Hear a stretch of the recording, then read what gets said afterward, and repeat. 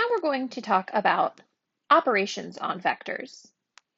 One thing that we already know is that two vectors can be called equivalent if they have the same magnitude and direction. Well, if you have two vectors in component form, if their components are equal, then we can say that the vectors are equal. So vectors are equivalent if the components are identical. So the horizontal and the vertical components, u sub 1 needs to match v sub 1, u sub 2 needs to match v sub 2. Or rather, if you are given vector u equals -3, 2, and vector v equals -3, 2, then you can say vector u equals vector v. Likewise, this is an if and only if statement, which means it is biconditional, which means that arrow can go both directions. So if we know two vectors are equivalent, then we know their components are going to be identical as well. Now let's talk about some more operations on vectors. So one thing that we know is we have scalar multiplication. A scalar is just any real number. It's just not a vector. So if we have any real number k and some vector v with components v sub 1 and v sub 2, the scalar product of k and v would be k times that vector v, or k times the vector in component form, v sub 1, v sub 2. And essentially all this is saying is I can distribute that scalar to each of my vector components. So we can distribute a constant across a vector in component form. An example of this could be given or let the vector u equal 2, -3. You might be asked to find -3 u. -3 times the vector u means -3 times 2, -3, or -3 times 2 and -3 times -3. Taking that -3 and multiplying it by each of those components, that would give me -6, +9. Let's visualize this by sketching a graph. That vector u would go right 2, down 3. So -3 of u, that's going to be 3 of u going in the opposite direction, ending at the point -6, 9. So this vector is going to end over here at -6, 9. And if I look at that, 1, 2, 3 vectors. So you can see I drew 3 vectors in the opposite direction, and that is equivalent to -3 of u. Here we have some more operations we can apply to vectors. We have a addition and subtraction operation. Now notice when we specify the way we're setting these up or the way we're using these vectors are given in component or position form. So in order to apply the rules of adding and subtracting vectors in this manner, you must be in your component or position form. However, if you have two vectors given in component form, then the vector u plus v is the sum of the horizontal and vertical components respectively. So if I have vector u plus vector v, or u plus v, we can find the resultant using our parallelogram law, that diagonal of the parallelogram formed by u plus v. So this vector is u plus v.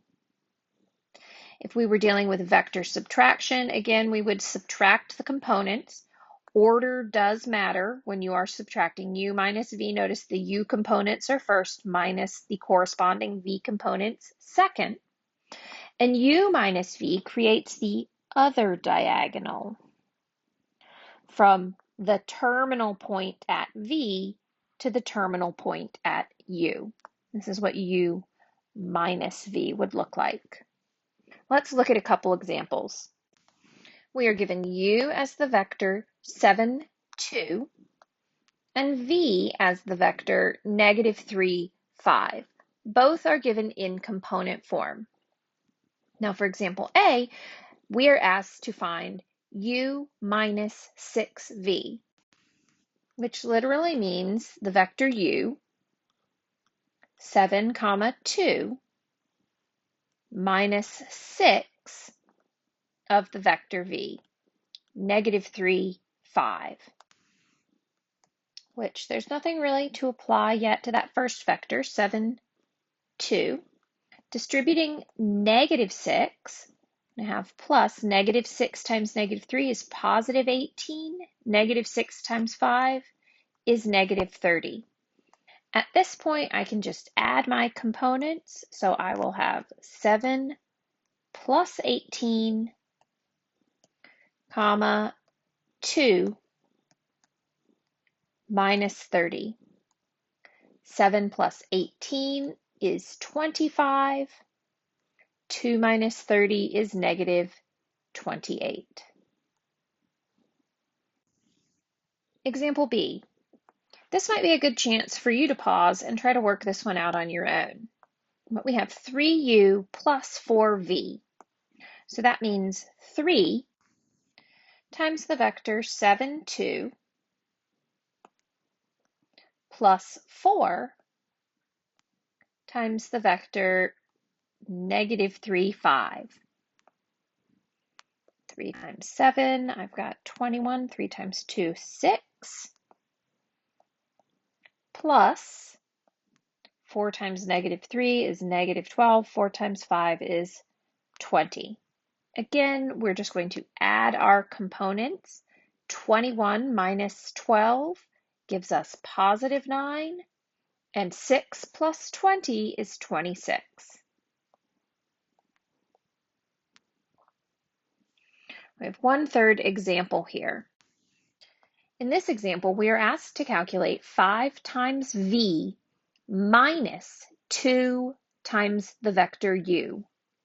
What do these bars mean? Do they mean absolute value? No. Remember, these bars, when we are dealing with vectors, they mean magnitude, and magnitude means find the length.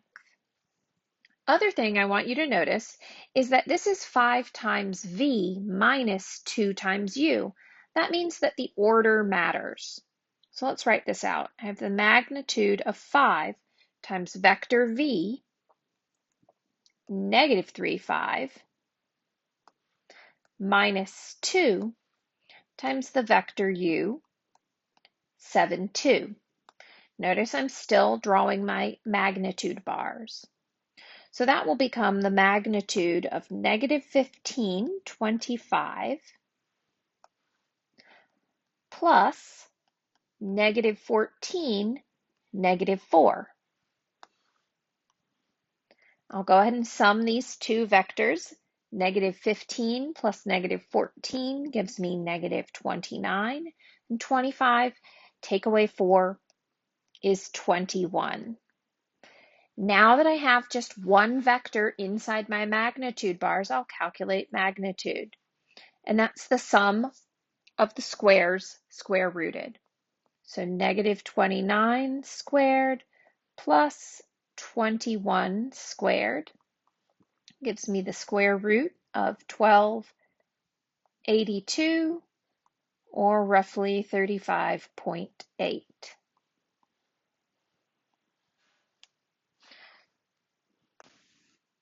We have plenty of properties. Most algebraic properties relay over to vectors.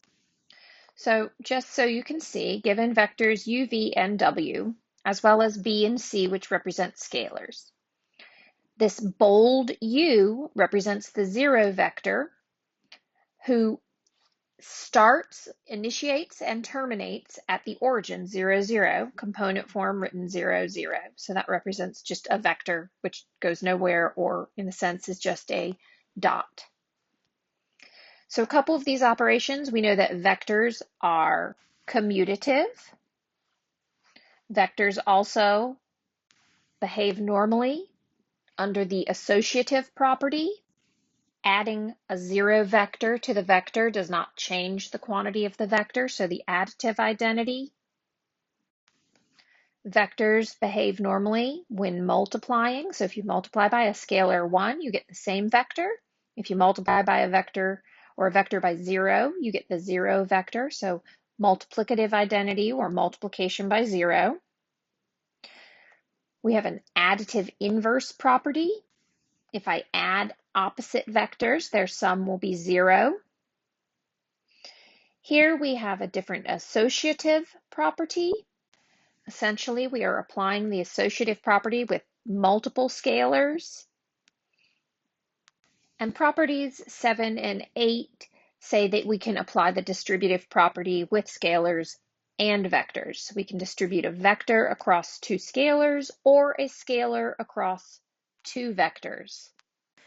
Now, I don't expect you to necessarily memorize all of these properties. You may see them in your homework, and you really see vectors again when we get into Calc 3. So any of my engineering students, you just want to make special note that we're going to be dealing a lot with vectors somewhere in the not so distant future. So that's it for this video. We discussed several properties of vectors, and more than anything, how to apply some algebraic operations to vectors, and also find the magnitude. As always, email with any comments, questions, or concerns.